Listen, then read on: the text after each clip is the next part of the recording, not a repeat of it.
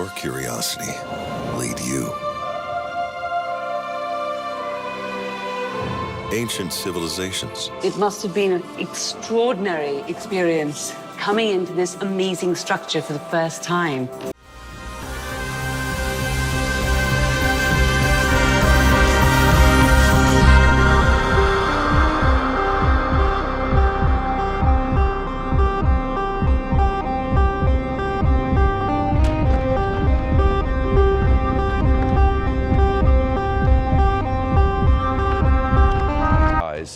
This taken from the ground.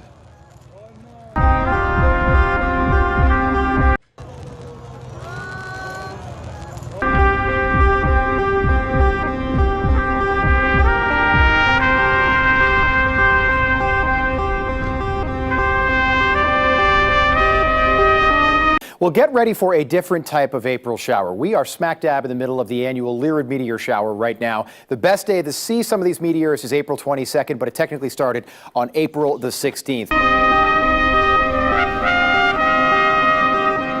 Kill track 5205. Target acquired. Killing track 2, 1, fire.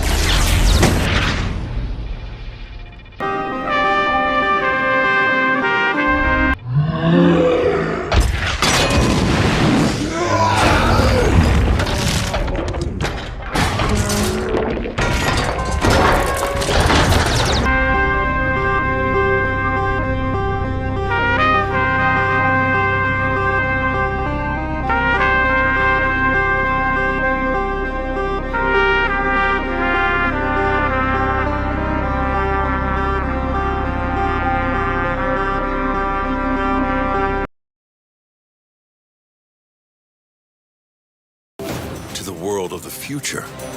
We really try to push for science reality. You're trying to find the forefront of what's possible. Or to the great beyond. At the outer limits of the universe, our knowledge ends. Take your curiosity even further. And the true search for the theory of everything begins. Our world is becoming an increasingly connected place. Slaughter of our brethren worldwide is absolutely a rehash of what the devil has always sought to do, wipe the very image and creation of the living God off the world stage. So when you hear when you hear of what's going on to the brethren across the world and 21 Christians being beheaded and a sea of blood, these are all biblical not only references, but images coming to mind. So, you quoted today, George Orwell said it best, he who controls the past controls the future. He who controls the present controls the past. And what Tim Alberino and I are going to be talking about tonight is to put things into perspective. Unless you understand the book of Genesis, and there are a lot of people say, I don't want to even bother myself with it, you cannot understand the basis of the war that's raging in the heavens, that's soon to be manifest in every one of your lives, my life, our lives, my children's lives, and my grandkids' lives. So tonight we're going to talk about just the battle that is on and why Stargates, pyramids, giants, and Atlantis, and the suppression of history is so important. Now, Tim will get in the later part of the show, and I'm going to take about 5 minutes and read something, and I'm going to turn it directly over to Tim. Most people don't get the significance of giants. Most people don't understand that there's a very group of insidious Luciferian and fallen angels trying to control the history of the past so that they can insert at the time and place of their choosing a whole, if you will, artificial or synthetic paradigm into the battle between good and evil. There's a mouthful. Now, I'm reading from Phineas T. Dakes. It's on my website, stevequayle.com. I'm sorry, it's on Genesis6Giants.com, Genesis6Giants.com. And the question is, why giants? You get emails like that. I know Tim's gotten them. I get them all the time. So why is this so important? Well, it's really important, and I'm going to read this in quote. This is Phineas Dake. By the grace of God, I will always give attribution when I know it, because, again, the Scripture is very clear on people who steal each man's words from another. If God isn't powerful enough to give preachers original texts, then the preacher, I would say, doesn't understand his calling. They can argue with me, they can do whatever they want, but the bottom line is, as I've quoted Campbell McAlpine before, he said, if it doesn't burn in your heart, don't preach it. And if it doesn't burn in your heart, you better check out your heart. Why Giants by Phineas Dakes. And we give it over to Tim. We'll talk about his amazing accelerated expedition to Sardinia and why it's critical, and how getting ready for South America and the expedition that's going to take place there in the coming weeks, how this all ties together. And again, this couldn't, Doug, Joe, and Tim, have happened 5 years ago. It couldn't have happened 10 years ago, because quite candidly, it wasn't time. But the time of the revealing is upon us. It was the purpose of Satan and his fallen angels to corrupt the human race and thereby do away with pure Adamic stock, through whom the seed of the woman should come. This would avert their own doom and make it possible for Satan and his kingdom to keep control of the planet Earth indefinitely. It was said to Adam and Eve that the seed of the woman should defeat Satan and restore man's dominion. Genesis 3:15, and I will put enmity between thee and the woman, and between thy seed and her seed. It shall bruise thy head, and thou shalt bruise his heel. The only way then for Satan to avoid this predicted defeat was to corrupt the pure Adamite or Adamic line, so that the coming of the seed of woman in the world would be made impossible. This he tried to accomplish by sending some of his fallen angels to marry the daughters of men, as in Genesis 6:1-4. I call Genesis 6, for the record, the absolute Rosetta Stone to understanding all of history, and to understanding all conspiracies, and to understanding all spiritual warfare. Back to what Phineas Dakes wrote. Genesis 6:1-4.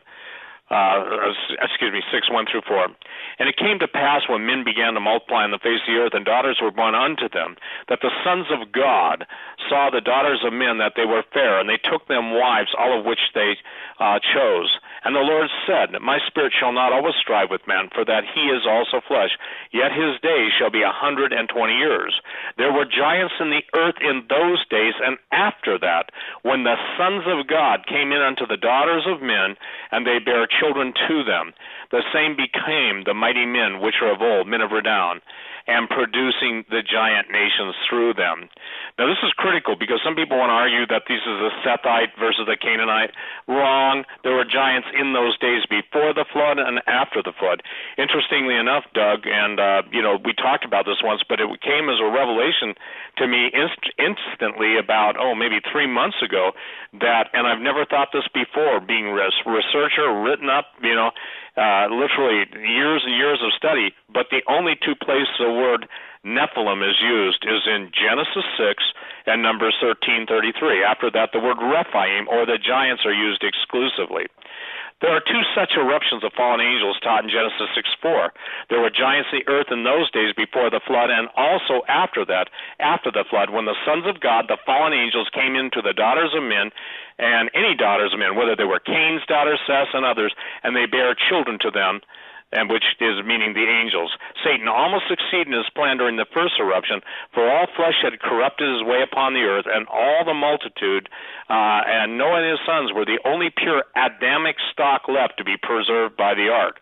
Now, they weren't morally perfect, obviously, but they certainly were genetically perfect. And that should astound people. If they go back and look at the populations projected in those days, 8 out of, if it was 10 million, 15 million, 100 million, whatever it was, that's very few. And it leads to the immediate statement that the remnant is very, very small. 1 Peter 3:19-20, by which also he went, Jesus, preached unto the spirits in prison, which sometime were disobedient, when the once the long-suffering of God waited in the days of Noah, while the ark was being built or being prepared, wherein few, that is, 8 souls, were saved by water. The main objective of the flood was to do away with all satanic corruption, destroy the giants, and preserve the pure Adamic stock, so as to make good the guarantee of the coming of the seed of woman, as in the plan of God. Now, everyone how do I say this, fast forward into the times that we're talking about. And we're talking about the end of humanity as God created us through artificial intelligence, through cyborgs, through transhumanism, through singularity. All those things I've written about extensively in Xenogenesis. Tom Horn and I have done hours on Hagman and Hagman trying to address these issues. Even Elon Musk is worried about the, if you will, the termination machines that are already in place.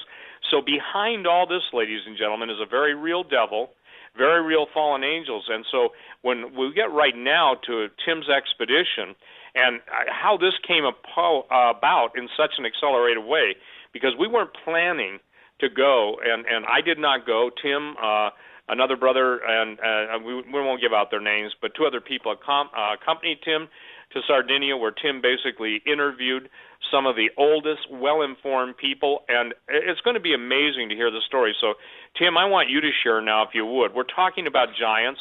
We're talking about the universal presence of giants. We're talking about the universal, if you will, presentation of pyramids all over the world, yet the great cover-up continues until that time that the evil and the evil ones and all their minions and all their controllers decide to spin it for their benefit. And we get into maybe an hour or so away, we'll be talking about the 10 kings that no one wants to deal with in the book of Revelation. And I think you'll be pretty astounded, Doug, Joe, and everyone listening, that there are other alternatives for just the standard dispensationalism, which, for the record, I have rejected for 20-some years.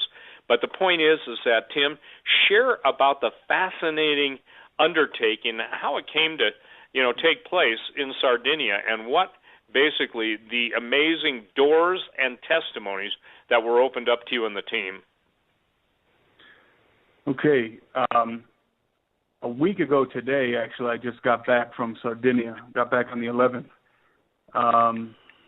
And about 3 weeks ago or 4 weeks ago, somewhere in that area, I received a phone call from an individual who told me about a certain situation in Sardinia, Italy, concerning evidence of giants, and specifically concerning possible fragments, bones, and implements that belong to a race of giants. So obviously, Steve and I were very interested in this, and we decided that this is something we need to go and take a look at. It was that it was a very oppressive situation over in Sardinia, something that many people don't know about, that the government of Sardinia, specifically the archaeological institutions in Sardinia, are oppressing certain individuals who I won't name on this broadcast, are oppressing certain individuals in Sardinia because they have been investigating and turning up evidence of giants on the island.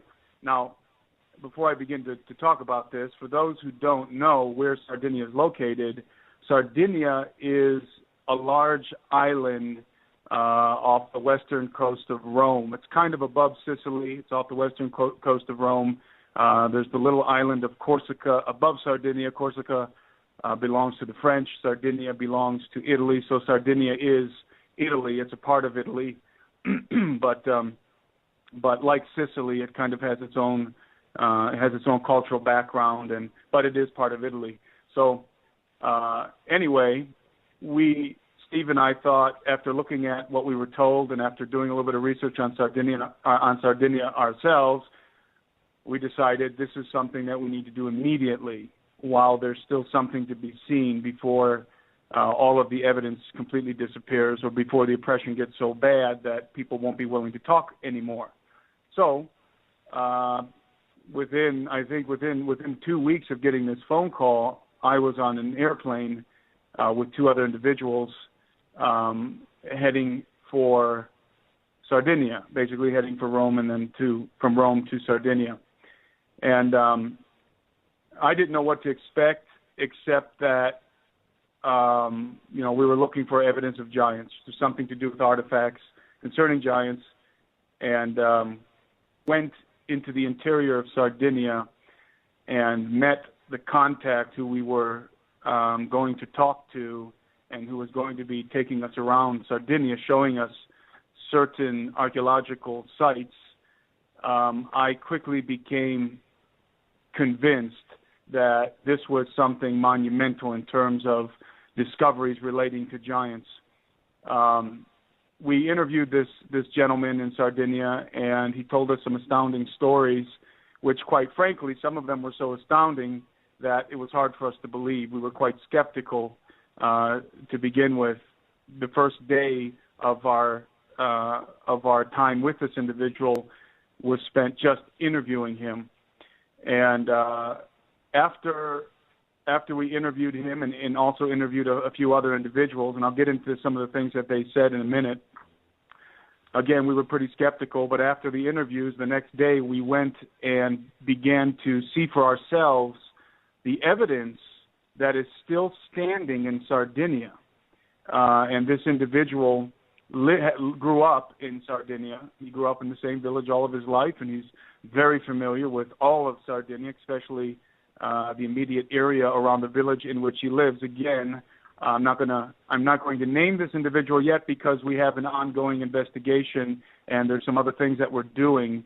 So we're going to have to be vague tonight, but we have a film coming out that's going to show all the details and lots of footage of the interviews and everything. But tonight we're going to be a little bit vague.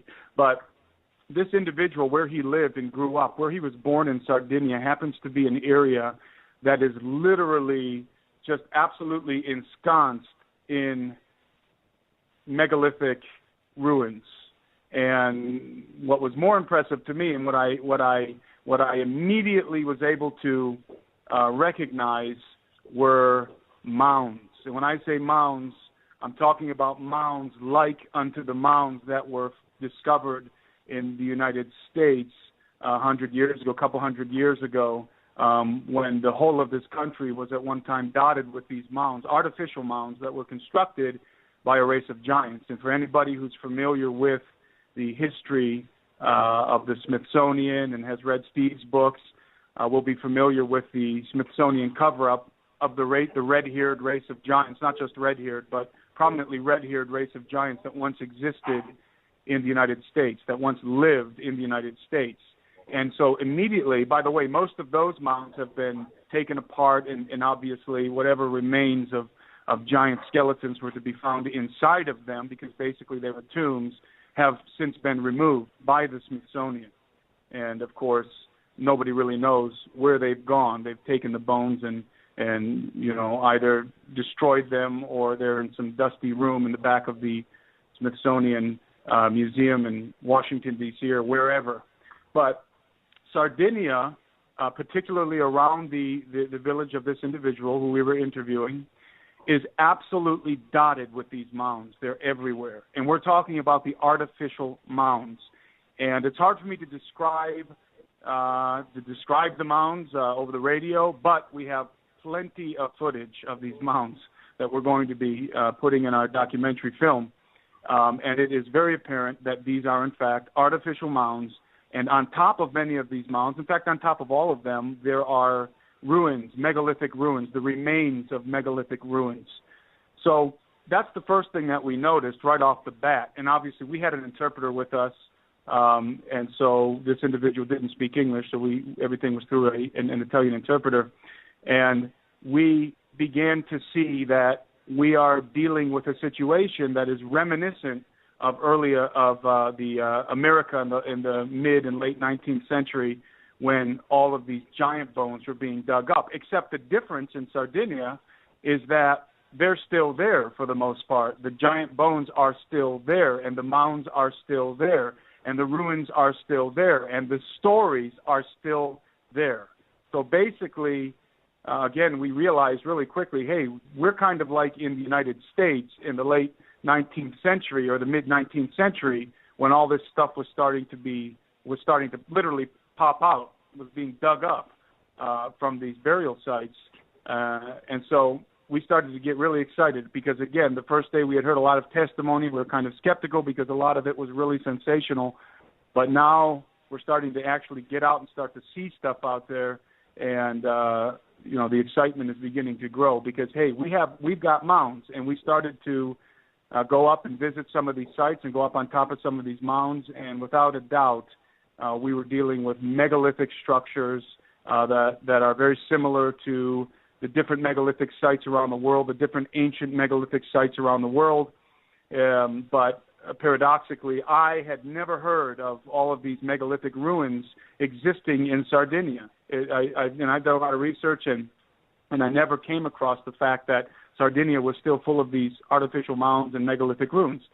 So something that we noticed immediately was that every site that had megalithic ruins also had trees planted in rows in front of it.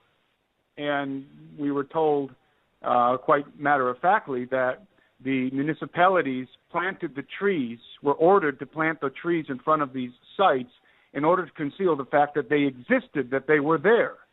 And so that's one of the first things that we noticed was we'd look down over the ridge and there was we'd look down the hill and there was a town, and from the town you could see the megalithic sites. And so from that view, from that perspective,